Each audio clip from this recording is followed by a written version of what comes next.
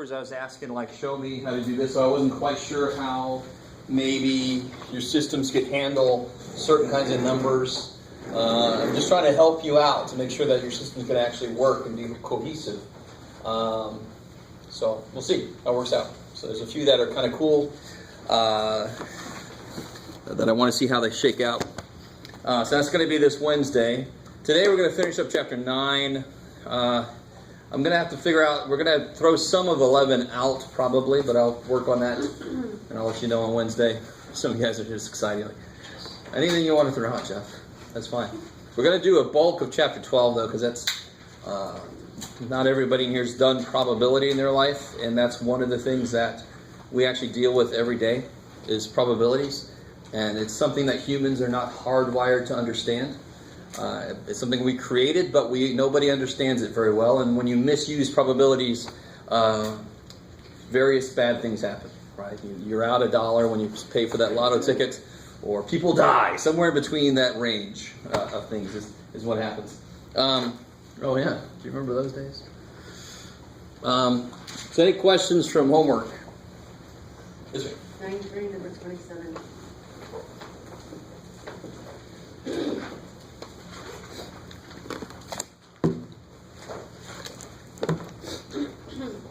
Did we get into 9.3 proper? I can't remember now. Did we talk about all these areas?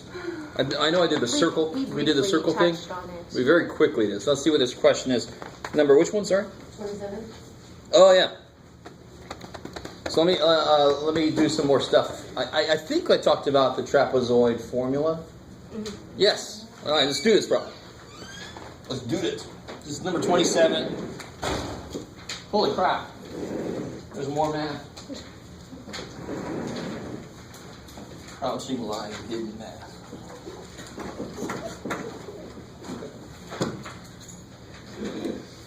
And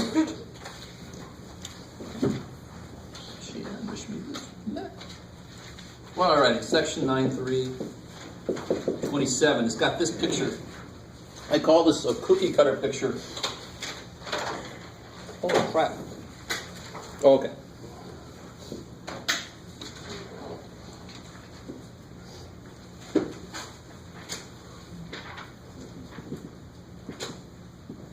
So 10 yards there, 9 yards there, 11 yards there,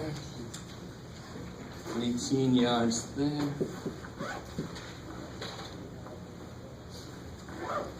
And that's all I tell you. So they ask you to find the shaded area. So this is the shaded part out here. So maybe you can see why I call this a cookie cutter problem. This whole thing used to be purple, and then I had a giant triangle cookie cutter. Jump! And then I took that out. I'm going to cook it and eat it. Right? Yummy. Hopefully I'll cook it. We'll see if it survives that long.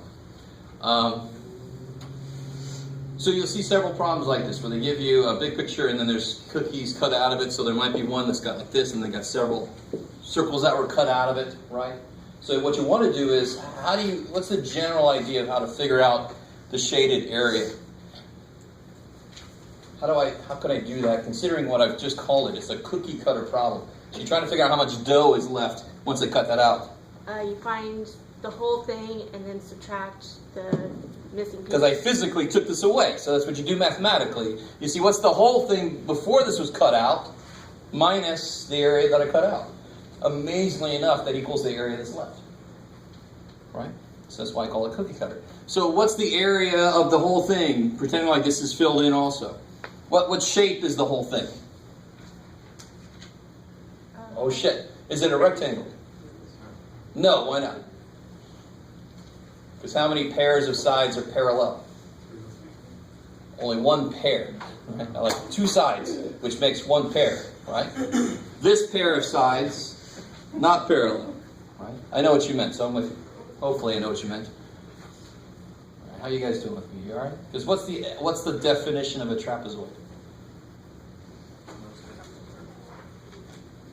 What is it about a trapezoid that makes it different from a rectangle?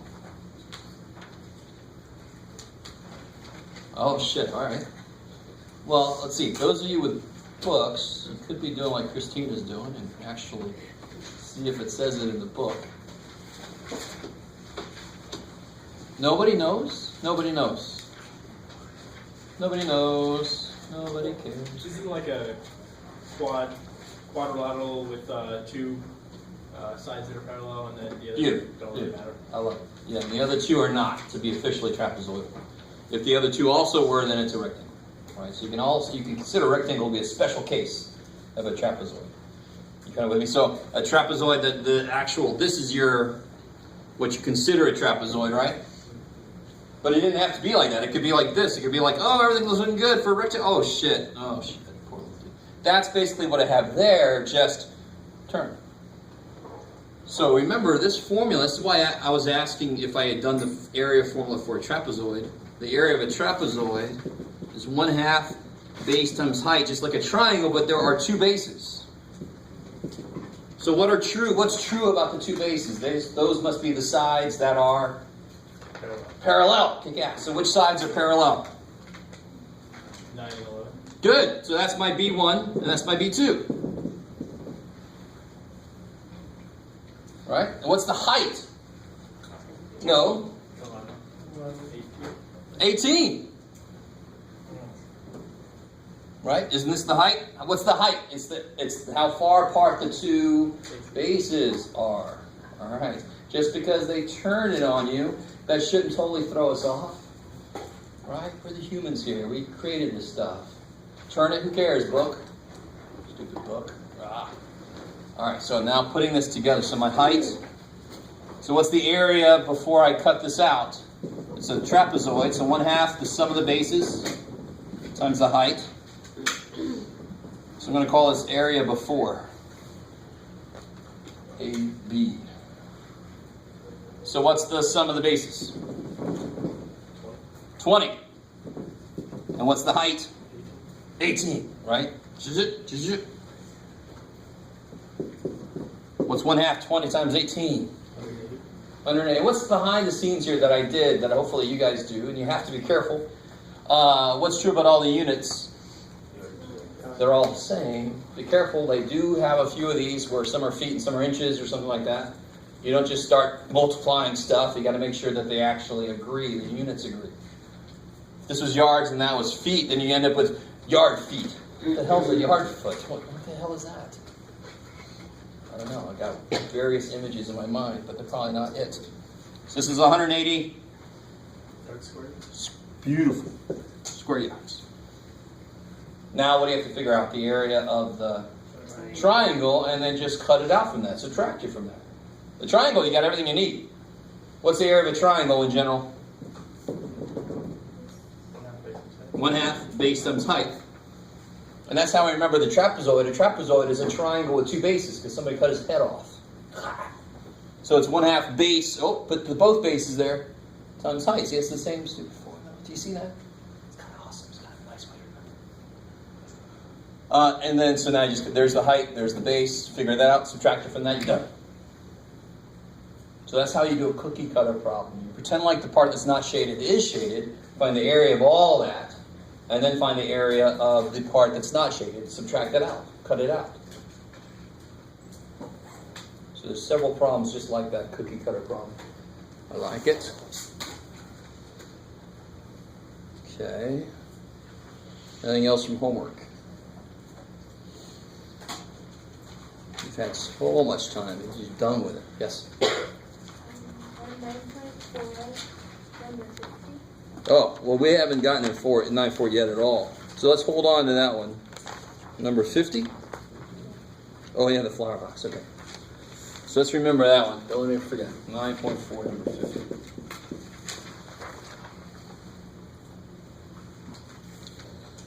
Okay. Anything else from homework? All right. So what I normally do here is I hold you responsible for the area formulas. You must know them. I'm not going to let you write them down. You must know the formulas for all the areas, right? You should know them all already. If you don't, you should know them all. So hey, The volume ones, I'm going to show you how you could remember them, but I'm going to let you write those down on a formula sheet because those get a little more interesting. Volume does, right? So that's what we're going to get into today. And make sure I didn't forget anything. Oh, one other thing they talk about in section 9.3.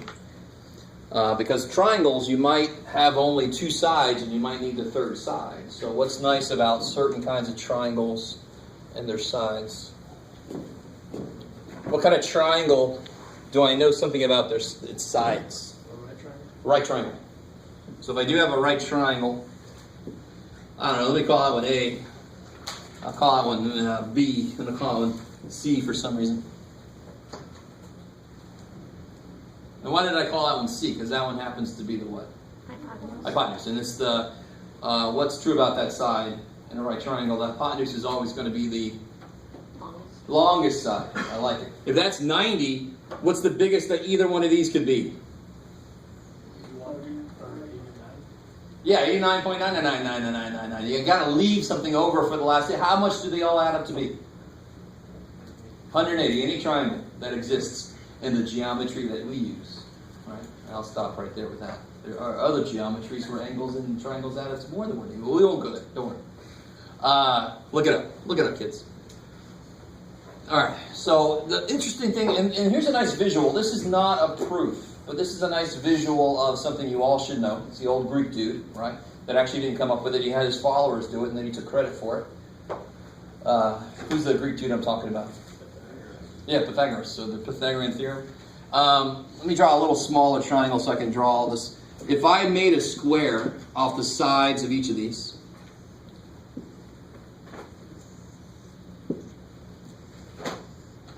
for telling you this is a square. Oh my God. Do you have that much imagination? All right, screw it. Oh, crap. It's my forced perspective. Sorry. What's the area of that square? A squared. What's the area of that square? What's the area of that square? Coolness, right? If I had the patience to wait for that computer to warm up, there are some cool videos where they have this turned over so that C is on the bottom and it's full of water. And they got like water all in this, and this is closed so the water can flow into those. So if they turn it over, the water flows perfectly and fills up perfectly. So the area in here is equal to the sum of the areas in those two. It's a really nice visual. It's not a proof in any way. This is not didn't prove a damn thing. So we all should know A squared plus B squared equals C squared. But that's a really nice way to kind of remember it. Right? It's another formula you must know. You should know it coming in. And now you need to know it for the test. Right? There are certain triangles that work beautifully with this. The rest of them are going to have ugly sides. Right? So for example, if I had, this is 3 and this is 5, does anybody just know what the other side has to be? Yeah, well, yeah. So let's see. If we don't know, what can I call this side? That's crazy. And then what has to be true? This is a right triangle, right? So what has to be true? 3 squared? Plus x squared. Plus x squared. 5 squared. The largest side, and this is what I was going to say earlier, I know that's the largest angle. It's 90. Neither one of the other angles could be 90 also, because then the third angle couldn't exist. Is that cool? So that's going to definitely be the largest angle. So that's going to have the largest side across from it, because it's like a mouth opening. It's the largest mouth, so it's got to have the largest. I'm a geek, so I always think about where Luke Skywalker puts the thing in the Rancor's mouth. So this is the stick in the mouth of the monster. It's going to be the longest side. So it's got to be the one that's by itself. It's equal to the sum of the other two, because it's the biggest freaking side. I hate it when people put the number in the wrong place. Of course, you're never going to get the right answer. So make sure the numbers go in the right place. Now, the A and B, do they care? No, who cares which one you call A, which one you call B? We call that one X. Shit. So it's beautiful. Don't worry about A and B. They're interchangeable. C has got to be the biggest side. Now, if you do this, what do you get? You get 9 plus x squared equals 25. X squared equals, so x equals. So you got 3, 4, 5 triangle. Now, hopefully you've heard of that before today. 3, 4, 5 triangle. Anybody else happen to know another triangle? that works? 5, 12, 13, 7, 24, 25. Very interesting, right?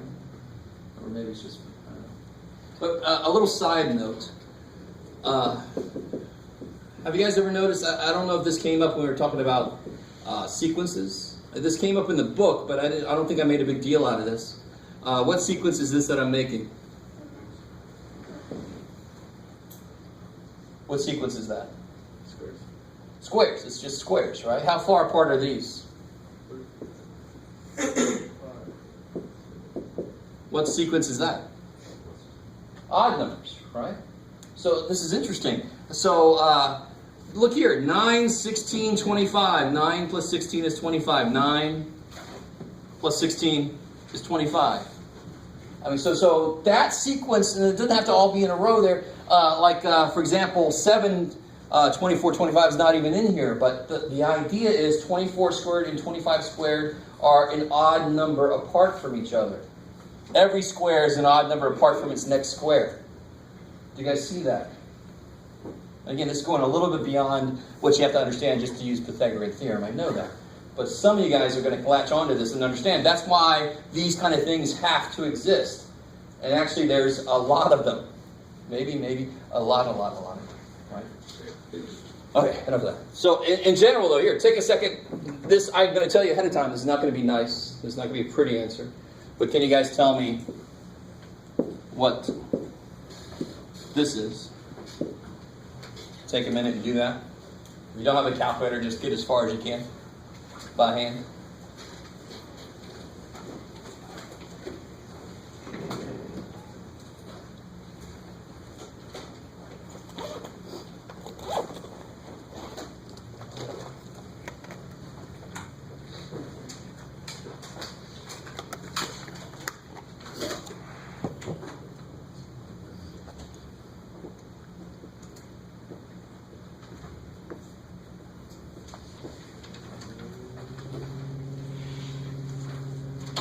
So what's the equation you guys are setting up? Let me catch up to you. 49 plus 81. Yeah, so 7 squared. 9 squared. So what you can always do is you make sure that the hypotenuse is the one that's by itself. If it's an unknown, if it's a known, it's got to be by itself because it's made of the sum of the other two. Why does that make sense? Because it's always the biggest frickin' one, right? So here you get, like you said, 49 plus 81, which is 130. So x equals the square root of 130. And then you can approximate it if you have a calculator. 11.4. 11.4, and that goes forever, blah, blah, blah. Okay, so in general, if a triangle is just made up out of nowhere, or you measure it out in the real world, it's probably not going to have a nice integer side. Right? Because it's all squared, it's going to be square roots. But there are some of these that exist. They like to put these kind of problems on SAT tests. So if you know 3, 4, 5 triangle, some problems are quick, right? So they're punishing the students that don't know. Okay. Let's see, I don't think anything else. Yeah, that was it for that section 9.3. So section 9.3, you got to know the area formulas. There are no perimeter formulas that you should ever know. Unfortunately, you guys know one already. And the only reason I say unfortunately is because it makes you think that you have to know other perimeter formulas. No, you shouldn't know any. What's the perimeter of anything? Add all things. I mean, there you go, that's the formula you should know. That's it, right? So they have perimeter formulas in here. Screw them. They're crazy. Don't look at them. All right, so let's talk about volume. Volume is where things get interesting.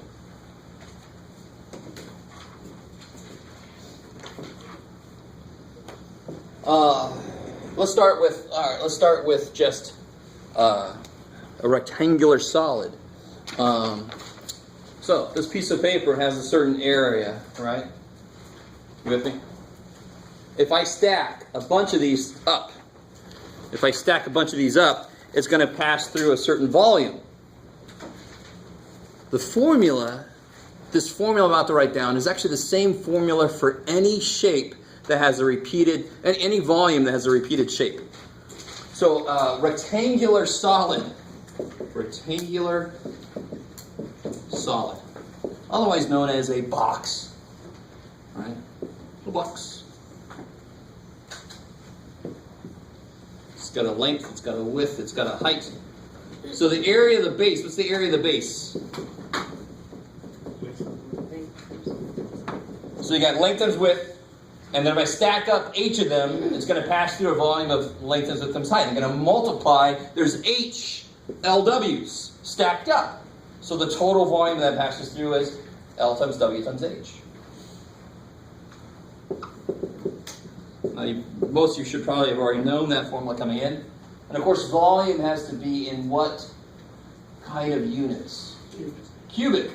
I like it, because area, we normally think of it as if the area of this room was like, I don't know, 700 square feet or whatever, then I could fit 700 little square feet on the floor, right? If the volume was, I don't know, I'm trying to think of what would make sense, 7,000 square feet, of cubic feet, my fault. Because now I have 3 dimensions. So that means I could fit 7,000 little cubic foot. I can fit 7,000 of these in this room.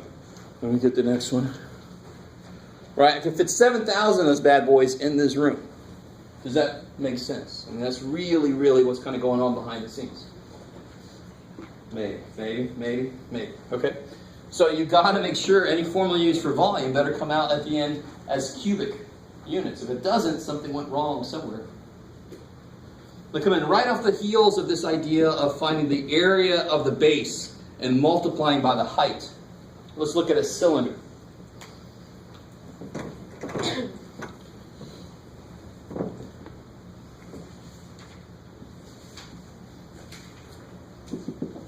It's called a right circular cylinder.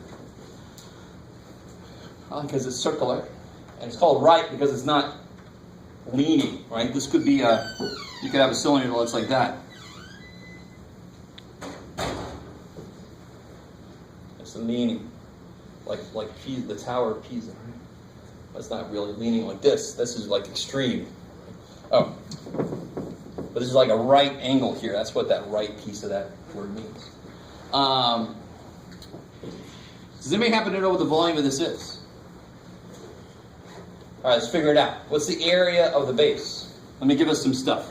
Let's say that's R. It's a circle there, right? There's a circle. I'm just looking at it edge on, so it looks like an ellipse. Hopefully you're all good with my 3D. I do a decent job. And let's call this the height, H. What's the area of the base? Pi r squared. Yeah, pi r squared. We saw that last time when we took the circle, we cut it up, we put it back together. And if I multiply the area of the base times the height, why does that work here? Because that same shape is repeated all along the height of this thing. So how many of those spaces do I have? H of them. So what's the total volume going to be? Pi r squared times H. So it's exactly like this. This was the area of the base. If I call the area of the base big ass B, right? Little b is a linear thing, right? It's like the base of a triangle. Big ass B is an area of a base, right? It's one dimension up. Then the formulas here are the same. What's this? What's pi r squared? That's big ass B. Look, this is the same stupid formula. It's the same stupid formula. Oh my God. So if I had a Toblerone bar, anybody eat Toblerone or has ever seen a Toblerone bar? Or does anybody know? Yes. So Toblerone, or if you don't know Toblerone, how about a puck tent? No? What else is in this shape? Turn it over. It's a trench. It's a gutter. It's a. If I turn this thing over, what do you call this? This is a. Where? This is not too bad, right? I can't finish it for some reason. Baby's cradle. Yeah, baby's cradle. I'm thinking about like if you had little sticks on the sides, it could be where horses go to get their water or their H2O. Water. Trough. There it is. All right, good. All right, I'm a math guy. The words escape me. Where am I at? All right. So isn't this a repeated shape? If I cut down the middle, if I cut down the middle of my Toblerone, that's my fifth puberty. If I cut down the middle of the Toblerone bar, doesn't it look the same? right? So it's a repeated shape. Anything that has a repeated shape like that, that's a three-dimensional figure, is called a prism. And the prisms we normally think of look like this, actually, right? Have you ever seen a prism? But they could be shaped. There are cylindrical prisms. There are rectangular prisms, right? So it's just a repeated shape. That's officially what it's called in geometry, at least. These are called prisms. So the volume formula is big as B times H because it's a prism, because it has a repeated shape. So there's one formula that covers all of these shapes. What's the area of the base, though? So what do I need to know about the base? And by the way, do you see how this is on its side? I mean, it fell over, so I just got to pick it up. It's like if I put a cylinder on its side, the formula doesn't suddenly change. The height is here. It just happens to be laying down. Does that make sense? So here the height is going to be this. It's just my Toblerone I tried to put in and it fell over. And who cares? You're going to eat the damn thing anyway. So what do I have to know about, well, this kind of sucks. Let's call it length. Let's call it height. That's fine. But what I have to know about this, I have to know its height, right? So we'll call it big H, just to differentiate. And we have to know its base. We'll call it little b, just to really make this hard. But instead of, so this is why you don't want separate formulas for everything, because then you run into this, well, I need this letter here and this letter here. No, just think of it as find the area of the base, that's one part of the problem, and then multiply by how long it's repeated. So here the area of the base would be 1/2 its height times the base for the triangle, and then you multiply that by h. You don't need a general formula. In fact, they don't even write this formula in the book, because it would get ugly with multiple h's and multiple b's. All right, maybe. But here's one last, oh yes ma'am. Do you do your maybe because of the joy of painting? Because of who? The joy of painting by Bob Ross. Does he do that? Yeah. Oh, He no. does. I've only seen snippets of Bob Ross. Really? And recently they put all of it so people are scouring it for interesting moments. So I've seen a little bit more. The only thing I know about Bob Ross is when he says, a little rock lives here. That's about all I know about Bob Ross. Yeah. Does it say maybe? Always. Really? Yeah. All right. He stole it from me, even though he was around before me. I don't know how that works, some kind of timey-wimey thing.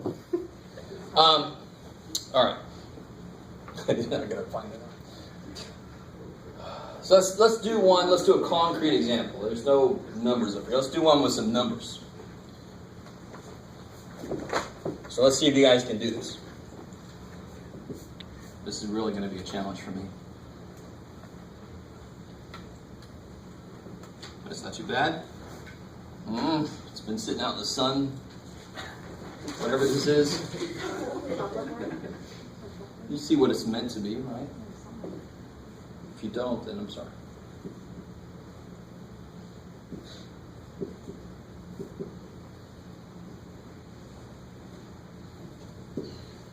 What's the volume of that? Don't say anything out loud.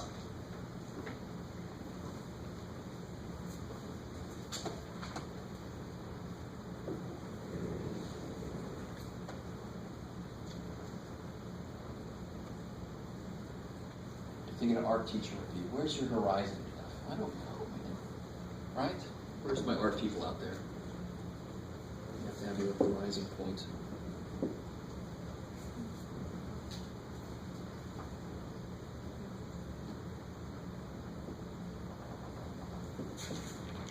That's a little better. All right.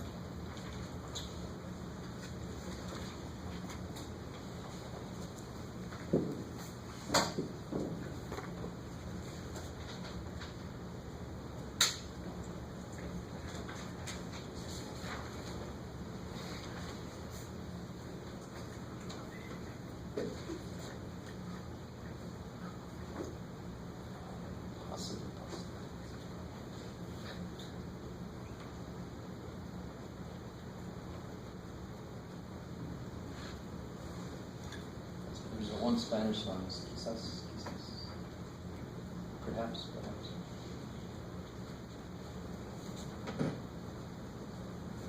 What shape is the base? The big ass base.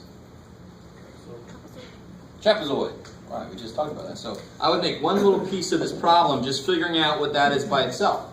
Instead of trying to make one big function to cover the whole thing, figure out the parts. That's what I was trying to say over there. I don't need one big formula for the volume of a triangular base. Screw that shit. Just find the base area and then multiply by the length, in this case, because it's laying on its side. So what is how do I figure out the area of the base? What goes in here? Base 1 plus base 2 times. Yeah, so 4 and 12. Sum the bases up times the height. So what do you get there? 80? Ooh. 80 what's? Inches squared. Square inches. I like it. Good. How are we doing so far? Anybody concerned that it's not cubic? Right? You should say, of course not cubic. Jeff, it's a freaking area. Just what you just said. All right, good. And then I take that 80 and then multiply by 20. Now I'm going to end up with inches squared times inches. So I'm going to end up with cubic inches. And what's 80 times 20? 16. Good. 8, 2, 16, 0, 0. Bam. So that's 1,600 cubic inches, right? That is a really pretty decent sized candy bar. I like it. Right. Okay. So you can imagine, I could just come up with any shape I want to and just repeat it, and that same formula applies. There's one formula that covers 4, 5, 6 different shapes. Or infinite number, really, just come up with a different area. So for any shape, you should always start with like the smaller. The one that's repeated. Okay. Yeah, so this image, this is what's repeated. If I cut it somewhere, it's going to have this same look, cross-section, And it'll right? work for every single. It'll work. If that's repeated, it'll work all the damn time, because that's the mathematical definition of the volume of that shape. I like it. Sweet. Okay, so here's where we get interesting. And you're like, I thought we already got interesting. It just keeps getting more and more interesting. And what about the volume of a pyramid? And let me give you the most basic pyramid. So what the hell is a pyramid? Right? What shape do pyramids have on their base? Square. Could be square. Could be triangular. Right? And the most basic pyramid there is, we don't even call it a pyramid. It has a circular base. And we normally call it a cone. So every pyramid, get out of there. All the pyramids we're going to look at are going to be cut from cylinders. Cut from prisms. So they could have different base shapes. So here's the idea of a pyramid. It takes every point on one base, and it comes together at a single point on the other base. So that's what a cone does, right? Every point think about an ice cream cone. Every point on the cone comes together to one point at the bottom that's normally not there when you get it stripping all over the place. And you're like, man. No? All right. Now here's the interesting thing. I can't remember if I said this already. For some reason this looks like a tooth to me. If I cut this out and pull it out, I actually leave 2/3 of the original volume behind. So of course the volume of the resulting cone is going to be 1/3 the volume of the thing it was cut out of, and that's what's true always about any pyramid. So you take this formula and you multiply it by 1/3, and that is always true. That's crazy. So for example, the volume of a cone is 1/3, and what's the area? What's the volume of a cylinder? Pi r squared, h. So that's the volume of a cone. If you knew that from before, that's why. Because I cut it from a cylinder, and when I cut that centerpiece from the cylinder, I only took 1/3 of it away. I left 2/3 of it behind. Maybe so. Here's where I really stretch the possibilities of me drawing this correctly. Let's see what happens. Let's take a rectangular solid. Oh, you're screwed already, Jeff. All right.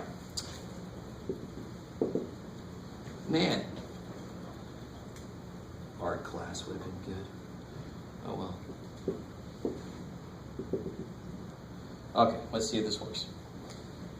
So if I take every corner and take it to a single point at the top.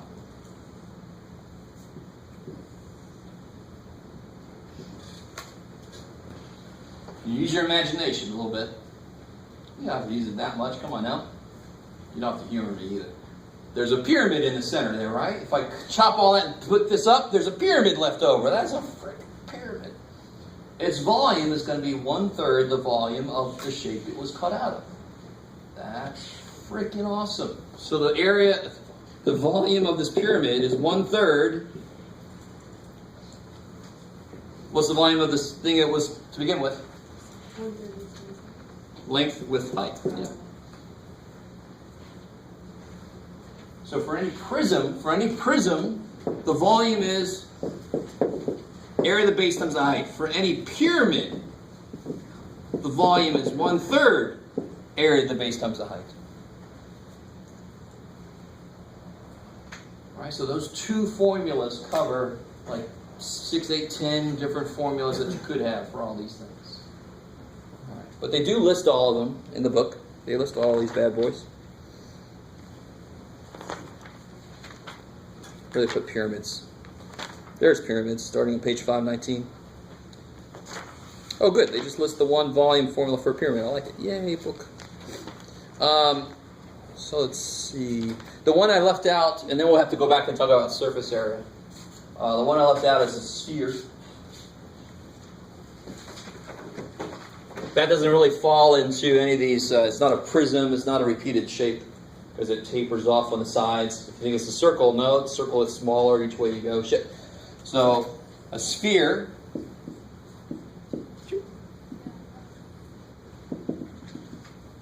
like that. It's got a cowlick on the top. I don't know if you guys know what that is. Oh, it's got hair trouble. The sphere does.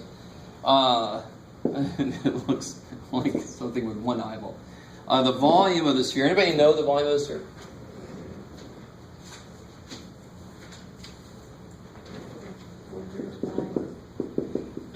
Radius squared. Cube. Oh, cube squared. Which makes sense because again, it's got to be cubic units. So the nice thing is spheres only care what the radius is. Because the radius basically sets up the whole image, right? Once I know the radius, bam, I got the whole sphere. Just go out in all directions. There's the whole sphere. So the volume formula only depends on what the radius is. Kick ass. Maybe. Crap, now I'm going to think about Bob Ross every time I see it. So real quick thing about surface area. I don't know. So if I want to talk about the surface area of a cylinder, see this label, and you guys have probably done this where you took soup labels off and turned it in for something. If I took this label off, which I won't, so nobody thinks it's anything other than what it is. If I took it off and opened it, what shape would that label be in? It's a rectangle.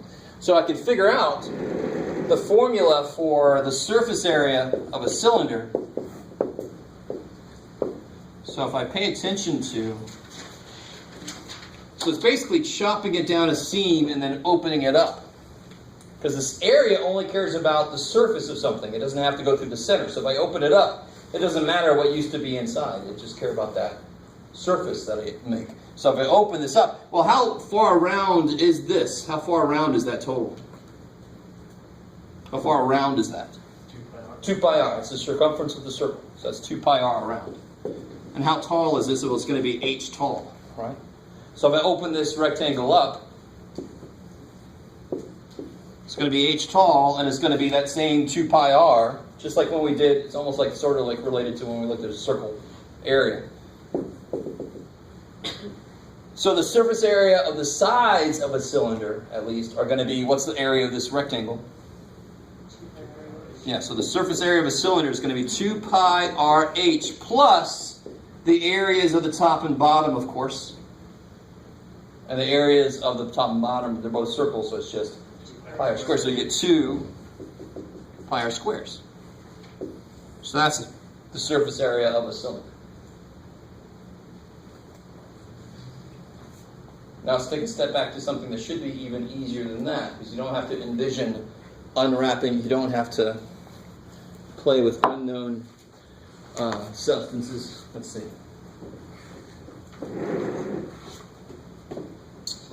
Rectangular solid. Holy crap, Jeff. All right. 3D, buddy.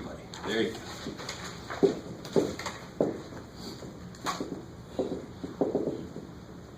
So if I think about the surface area of a rectangular solid, well, what's the area of this face? Length and height. Yeah, length times height. Get out of there, volume. Surface area. So how many of faces that have the same dimensions are there? 4. No? 2. 2. This one and the one back there, right? They both have LH. So there's 2 LHs plus Height. 2 HWs. 2 HWs plus 2 LWs. There you go. Surface area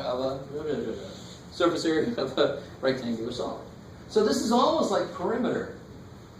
It's almost silly to remember formulas. You just create them as you go. You just think about, well, what would the area be of the piece, and then put them together. This one, maybe, you have to kind of really realize how it gets put together. But this one, you can just come up with whenever you need it. If it was a cube, how does that make it easier? What's true about a cube? All sides are the same length. Yes, all the sides are the same length. So every side, bless you, has area Square. x squared. And how many sides are there? 6. 6 of them, right? We're not doing Dungeons and Dragons weirdness. A 20-sided monster, right?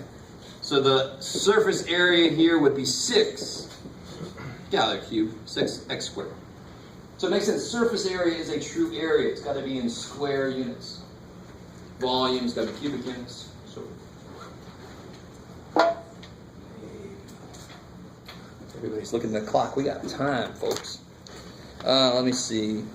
So let me give you guys a couple to try here. Let me put them up on the overhead for the booklets out there.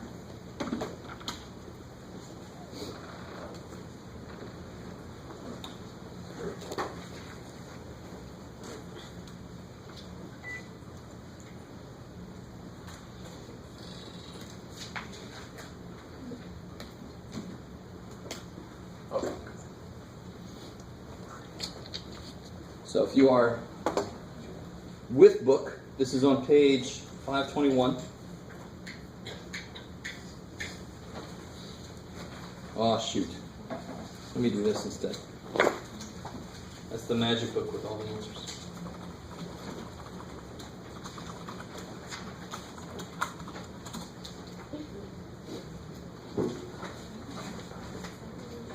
Holy crap.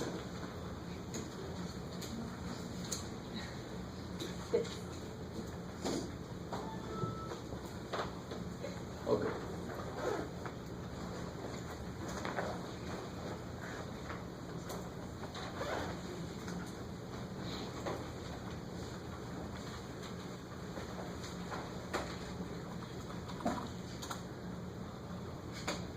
Let's put one here.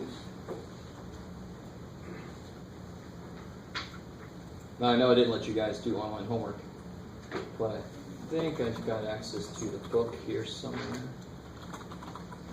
If I remember my sign in, it's a big if. It's like that. All right.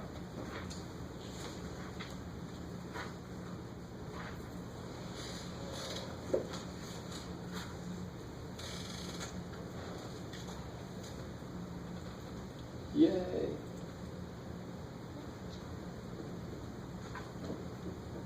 How many of you guys have ever done online homework stuff in their math classes? Did you like it? That's what I get normally. So I make it optional. I'm making it less and less so, because remember when I showed you the homework and you were all a blue dot? You guys remember that day? I made you all blue dots on the picnic. Some of you guys weren't here, you're like, what happened that day? Almost all the time in a class that I make it optional, the online homework, I think I pointed this out that day, they're always clustered as being very high on number of math assignments done, but very low on the test grades. So So I'm like, why the hell would I continue letting them do that if it's screwing them over? And most of the time when I ask people if you like the online homework, most of the time it's a negative response. So I am not a big believer in it. Right? It's just the publishers try to continue to get all of our money. And they get a lot of it. Let's see. Chapter 9, section 9, what is it? 4, thank you. It's just this easy. Okay. So again, this is page 521. Let me tell you which ones I want you to do.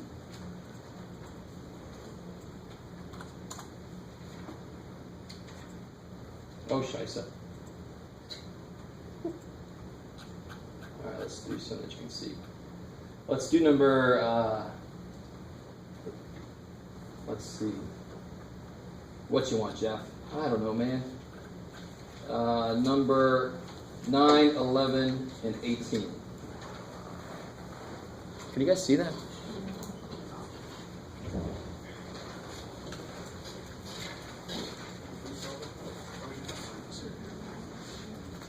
Just the volume for now.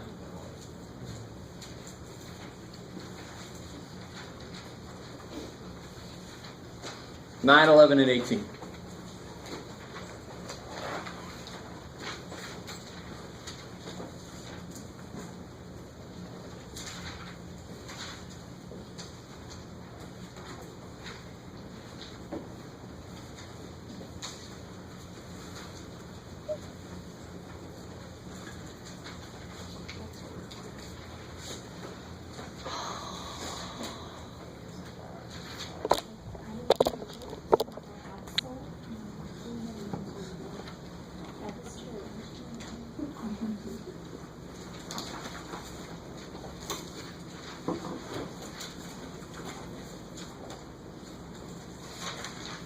Ruh-roh.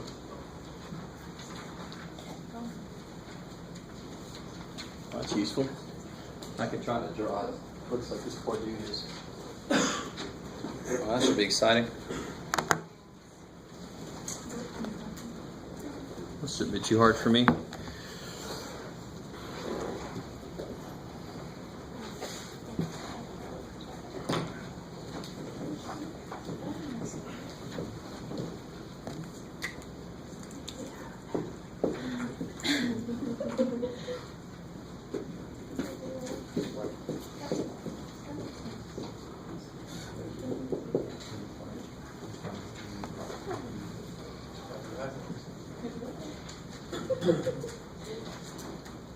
Huh? I don't know if I can trust it now.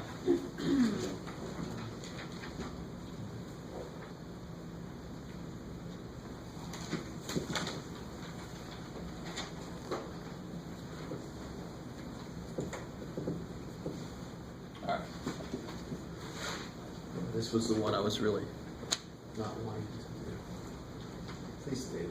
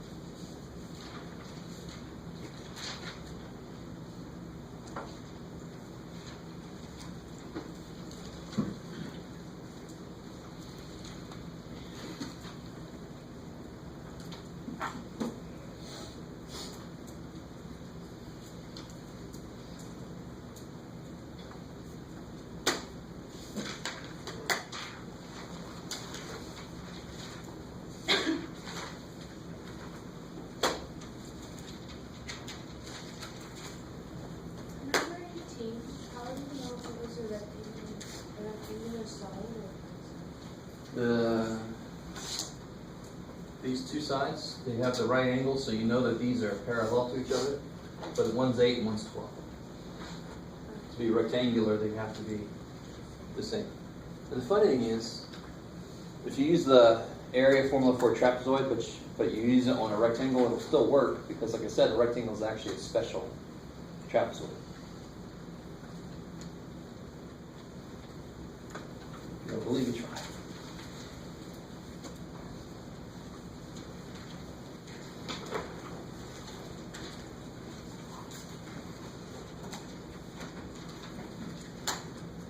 All right. So 9, 11 should go pretty quickly. 18, maybe is where we're having. That shouldn't be too evil, but do you guys? Let me see if I can push you a little bit on this. I'm not going to make you do this, but if I ask you to figure out the surface area of this, can you just tell me how you would do it? What would you need the surface area of? You need the area of trapezoid. You have to find that anyway to get the volume, right? So you already got that, and there's 2 of those, right? Then you need the area of the base. Well, that's easy. It's 12 by 24, right? Area of the top, well, it's 8 by 24. The sides are where you're going to have trouble. So I know that this is 24, but what's this? Do you guys see why that would be a difficult question to answer? Because that side is at a slant. Right? So just on number 18, if I just look at it straight on, and I really draw it out of proportion.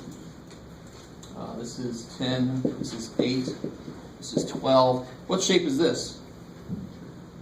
Triangle. In fact, it's the right triangle, right? Because the height's always perpendicular to the base.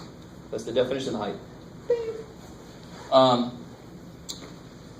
What am I trying to say? How long is this? 2. Why 2? Because this is 12. 8's right in the middle. 8, so there must be Equal. Yeah. And this problem it is equal, right? In general, you couldn't really tell. So this is going to be 2. So how can you figure out this length? Because that's what's repeated down the side, right? So it goes like that, and this is 24. So if I figure out what this is, I can figure out the area of this rectangle that's that side, and there's 2 of them, right? So, but this is not going to be pretty because you got to do 2 and 10 in the Pythagorean theorem, and that's going to definitely come out to be a radical. Do you guys see that? So that's why I said I wouldn't make you do it. But just to show you that it's sort of like perimeter, I don't have to memorize surface area formulas really. I just make them as I need them because it depends on what shapes went into the thing in the first place.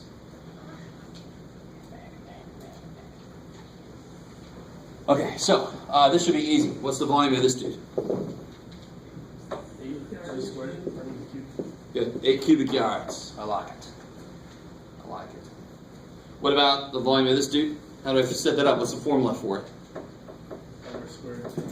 Yeah, the circle times how many there are, times the height. So it'll be pi times 2 squared times 12. Be careful, they'll sometimes give you a diameter. You just kind of laugh and say, oh, book.